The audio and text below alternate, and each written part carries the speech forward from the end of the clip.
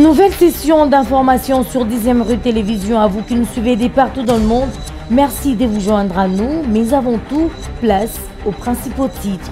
30 juin 1960, 30 juin 2023, jour pour jour, 63 ans d'âge pour la RDC, pays sous-continent au cœur d'Afrique. À cette occasion, un culte d'action des grâces dénommé Prière pour la Nation a été organisé en ce jour au stade des Martyrs de la Pentecôte en présence de plusieurs personnalités du pays. Le chef de l'État Félix-Antoine Tshisekedi Tshilombo a saisi l'occasion pour s'adresser à la nation congolaise tout en brossant la situation économico-socio-sécuritaire du pays avec une note d'espoir pour la population dans l'Est. C'était hier jeudi. Et puis en page sportive, le léopard de la République démocratique du Congo, des CIS, à la 69e place au monde et 14e en Afrique, selon le dernier classement de la Fédération internationale de football, association du mois de juin. Voilà, c'est tout pour les titres. Encore une fois, bienvenue dans ce journal.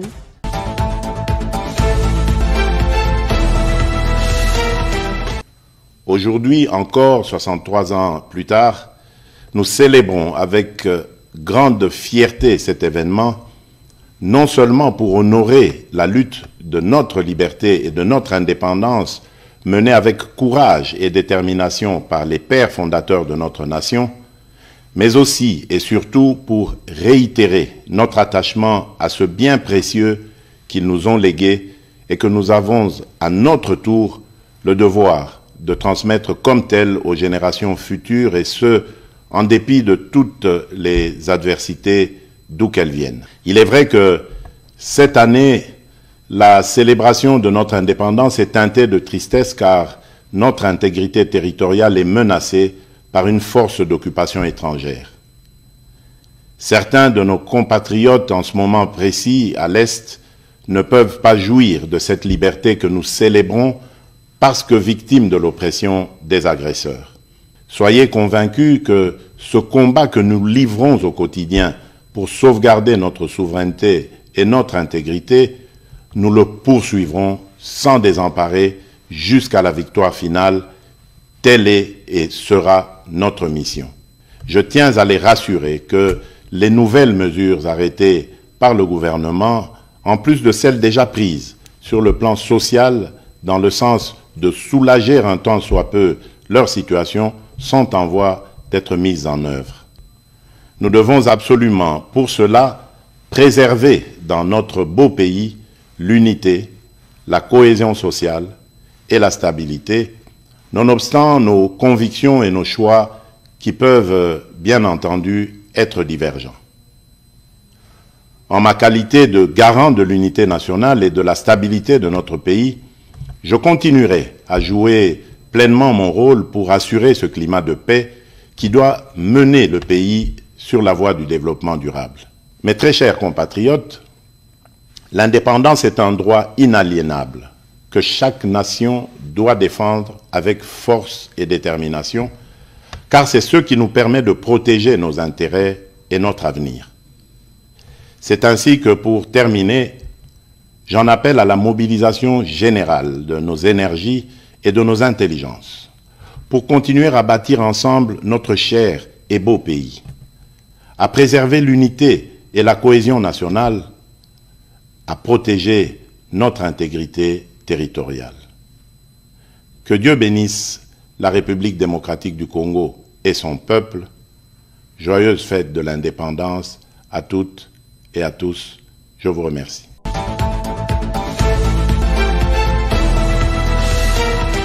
Kimbanguistes, musulmans, église des Noirs, tout comme l'église des Réveils et les politiciens, et tous, ils se sont retrouvés ce vendredi au stade de Martyrs pour la prière de la nation. Les Congolais rencontrés sur le site disent venir offrir à Dieu l'avenir de la nation congolaise, mais aussi la situation sécuritaire dans l'Est. C'est une bonne chose pour notre père, tant que chef de l'État de notre pays, qui comprend quand même que Dieu existe et il est en train d'organiser de telles choses.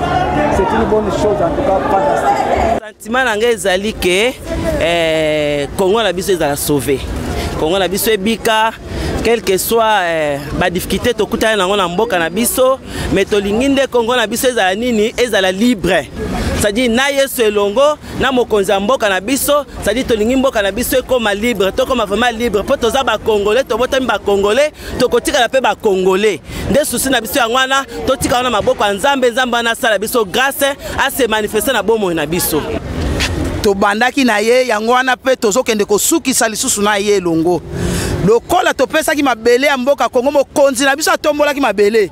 Alobi ngai na kokoka kosala kibokonzi ngai moko te. Na lingi yo yaka ovanda na kiti ya kibokonzi oyo po tambusa mboka oyo. Lokola moniki akomi na suka ya kosilisa.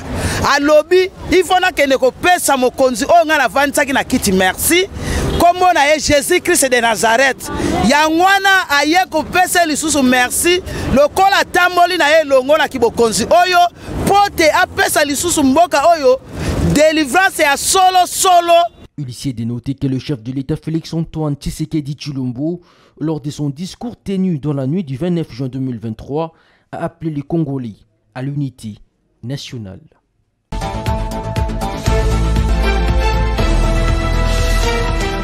La première des choses, c'est qu'on est venu rendre grâce à notre Seigneur Jésus-Christ, notre Dieu, pour tout ce qu'il a fait depuis 2018 et plus précisément depuis le 23 juin 2019 où le président avait dédicacé la nation à Dieu.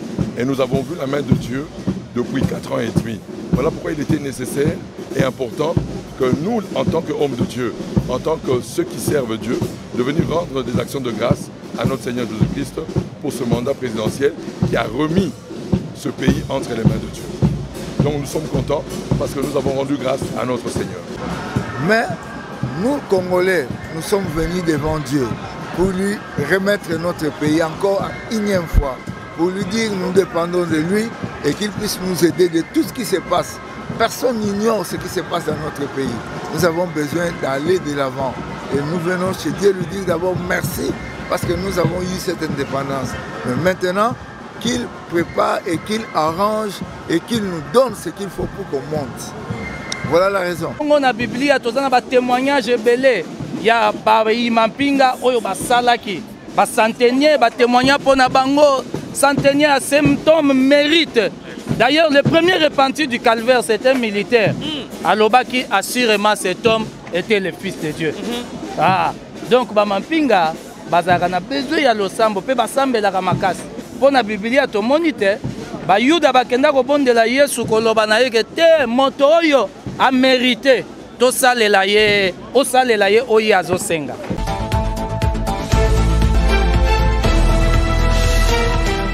Le 30 juin 1960 est une date commémorative d'un moment fort et historique de la République démocratique du Congo, ancienne colonie belge, et pour le Congolais en général. Chaque 30 juin, la population congolaise célèbre l'accession de la RDC à l'indépendance. C'est ce jour-là que fut signé l'acte de l'indépendance entre la République démocratique du Congo et le Royaume de Belgique, entériné par une déclaration conjointe des officiels congolais et belges. Il y a 63 ans que le Congo belge accédait à l'indépendance, marquant ainsi un tournant majeur dans le destin de cette nation. Malgré de nombreuses difficultés, le 30 juin est devenu une journée symbolique de fierté et de résilience pour le peuple congolais, car il se souvient et se rappelle de sacrifices de ceux qui ont lutté pour sa libération entre les mains des Belges, ainsi que les réalisations et le progrès accompli depuis lors.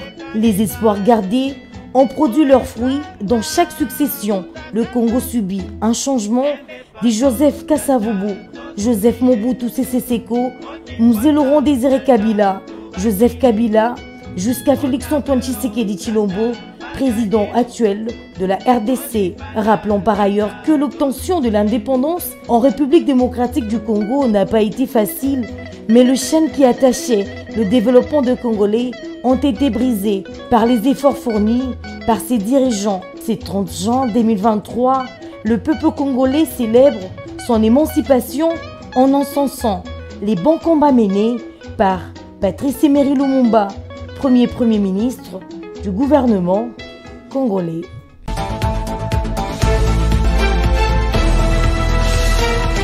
Message de vœux du Fonds minier pour les générations futures. En cette 63e année commémorant l'ascension de notre pays, la République démocratique du Congo à l'indépendance, les conseils d'administration, la direction générale, ainsi que l'ensemble du personnel du Fonds minier pour les générations futures, FOMIN en sigle, ont l'insigne l'honneur de présenter leurs vœux de paix et de bonheur à son Excellence Monsieur le Président de la République, chef de l'État et commandant suprême de FARDC, à son Excellence Monsieur le Premier ministre, chef du gouvernement, aux membres du gouvernement de la République, aux institutions d'appui à la démocratie, aux honorables présidents de l'Assemblée nationale et du Sénat, aux honorables députés et sénateurs, ainsi qu'au peuple congolais. Cette commémoration est lieu de rendre des hommages mérités non seulement aux pères de l'indépendance, à ceux de la démocratie pour leur combat noble qui a donné à notre nation sa dignité et la maîtrise de son destin. Le FOMIN saisit cette opportunité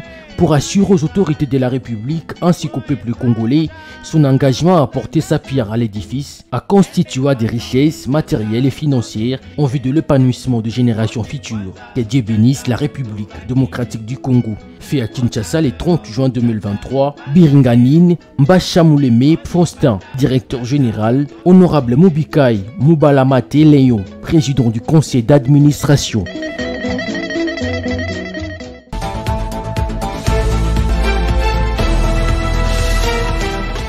Mes chers compatriotes, en cette journée commémorative de l'accession de notre pays à sa souveraineté nationale et internationale, je vous appelle à l'unité et à la cohésion pour barrer la route aux ennemis qui menacent la stabilité de notre pays, aux ennemis qui menacent la stabilité de notre pays et ses institutions.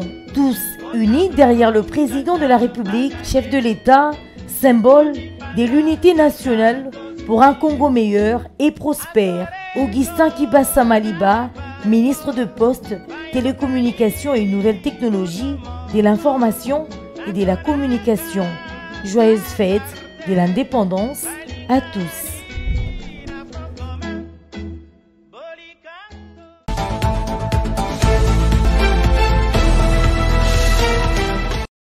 Les partis politiques de l'opposition invités par la Commission électorale nationale indépendante pour des échanges sur le processus électoral. Nouvel Élan, parti cher Adolphe Mouzito, confirme sa participation à ces assises. Je confirme qu'effectivement, le Nouvel Élan d'Adolphe Mouzito a reçu l'invitation de la part de la CENI, représentée par son président, M. Denis Kadima. Et nous avions en jeu accusé réception pour le compte de l'initiateur du parti Nouvel Élan. Même son de cloche au parti en vol de Dédi Sessanga. Effectivement que nous allons prendre part à ces échanges tout en restant focus sur notre position pour l'amélioration du processus électoral. Maître Blanchard Mongomba, secrétaire général de Nouvel Élan, revient sur le cahier de charge que leur parti soumettra à la centrale électorale. Nous avions en tant que Nouvel Élan décrié le fichier électoral qui jusqu'à ce jour est considéré par le Nouvel Élan comme étant un fichier provisoire pour n'avoir pas intégré les trois territoires qui n'ont pas été, qui ne se sont pas fait enrôler, Kwamut, Massissi et Rutshuru. Voilà pourquoi nous considérons ce fichier de provisoire. Mais au-delà de cette question de fichier électoral, il y a des préalables qui ont été soulevés avant même que nous puissions parler du fichier. Il y a notamment la constitution du bureau de la CENI qui n'est pas en tout cas paritaire, mais surtout ces bureaux, nous avions souhaité à ce qu'ils soient dépolitisés, mais là, le bureau n'est pas dépolitisé. Rodrigue Ramazani, porte-parole d'Envol, parle lui du fichier électoral. Nos revendications sont à la recomposition de la CENI en respectant la composante d'opposition qui doit envoyer effectivement ses délégués. 2. La régularisation de la composition de la Cour constitutionnelle. 3. La contre-expertise de l'audit du fichier électoral parce que ce fichier audité par les copains et copines de M. Kadima n'est pas crédible. Certains partis politiques rencontreront Denis Kadima ce 30 juin, d'autres échangeront avec le patron de la CENI le 3 juillet prochain.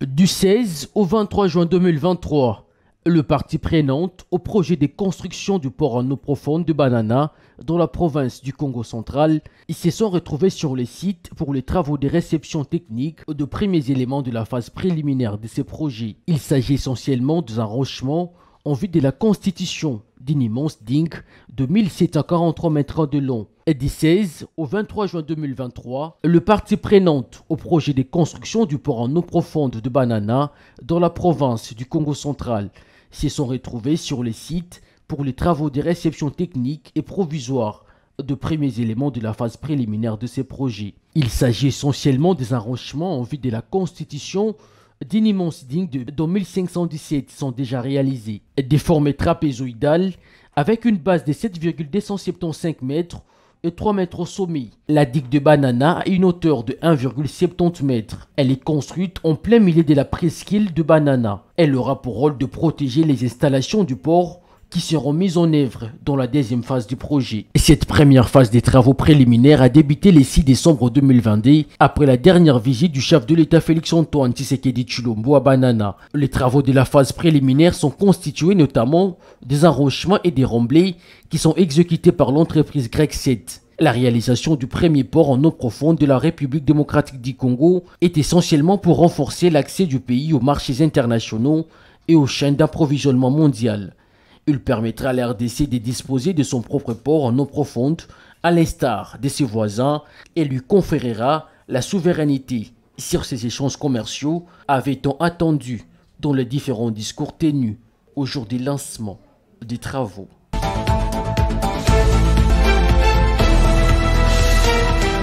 Le ministre de l'ITP, Alexis Guizarro, a lancé ce 29 juin les travaux de réhabilitation et modernisation des voiries dans la commune de Limete, Kassavubu et Gombe. Travaux initiés par le chef de l'État, Félix-Antoine Tshisekedi, lieu du lancement, Kingabwa, Point Chaud. Ces travaux seront exécutés par 9 sociétés. L'objectif recherché par le gouvernement est d'accomplir la vision de son Excellence. En plus, accompagner les autres programmes que nous avons déjà commencés, le programme Kinshasa Zéro Trou, le programme Chile Gelou et le programme Point Chaud que nous allons bientôt également lancer. Le seul objectif est d'améliorer la fluidité de la circulation de la ville de Kinshasa. C'est un pour remercier le chef de l'État parce que Tika a commandé des panneaux basés à Haïti. Et puis il faut mettre à cette démon, ça a Kingabwa, ça a complété, ça a na Congo Mumba, semaine passée au Mumba Outaki, semaine où Outaki dans Kassai, on continue dans la Moussala, on continue Moussala, donc on a tout faut vraiment tout soutenir. Pour penser na social, social, vrai social yango. Cette initiative a connu la participation du directeur général de l'OVD, Victor Tumba, du vice-gouverneur de la ville de Kinshasa, ainsi que des représentants des sociétés impliquées à ces travaux. Puisque Kingabwa Oyo, ezaki Kingabwa Oyo basundola, ezaki Kingabwa Oyo, lokwa bato tovandi na zamba, bongo lelo oyo, fachi beton, akanisi biso na mulumba jekoko. En tout cas, nazana esengo malamu, yango ananga na lobaka. Chilombo Félix, azan zetambila, ezaka na eloko moko makasi. Zetambila ezaka elengi banda likolo tina se tina misisa na yango.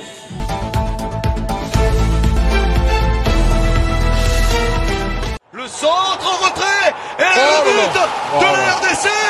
Sorti d'une trêve du mois de juin, couronné de des succès sur des matchs possibles, respectivement face au Gabon et à l'Ouganda, la sélection congolaise gagne une place sur l'échelle mondiale.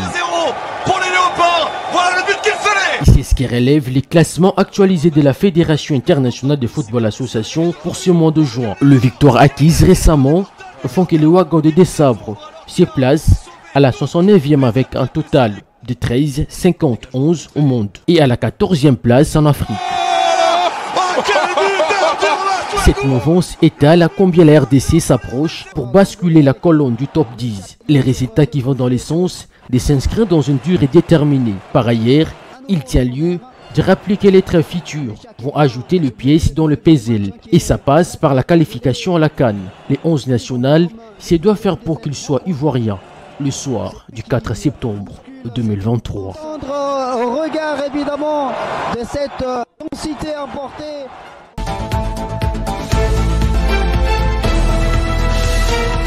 Ce journal est complètement terminé, Madame Suez. Si vous avez pris en cours des diffusions avant de se dire au revoir, voici l'essentiel à retenir. 30 juin 1960, 30 juin 2023, jour pour jour, 63 ans d'âge pour la RDC, pays sous-continent au cœur d'Afrique. À cette occasion, un culte d'action des grâces dénommé Prière pour la Nation a été organisé en ce jour au stade des Martyrs de la Pentecôte en présence de plusieurs personnalités du pays. Le chef de l'État Félix-Antoine Tshisekedi Tshilombo a saisi l'occasion pour s'adresser à la nation congolaise tout en brossant la situation économico-socio-sécuritaire du pays avec une note d'espoir pour la population dans l'Est. C'était hier jeudi. Et puis en page sportive, le léopard de la République démocratique du Congo, des CIS, à la 69e place au monde et 14e en Afrique, selon le dernier classement de la Fédération internationale de football, association du mois de juin. C'en est fini pour aujourd'hui. Merci de nous avoir suivis avec attention. Restez avec nous car nos programmes se poursuivent sur la télé au Temple de la démocratie, 10e rue Télévision. Au revoir et à la prochaine.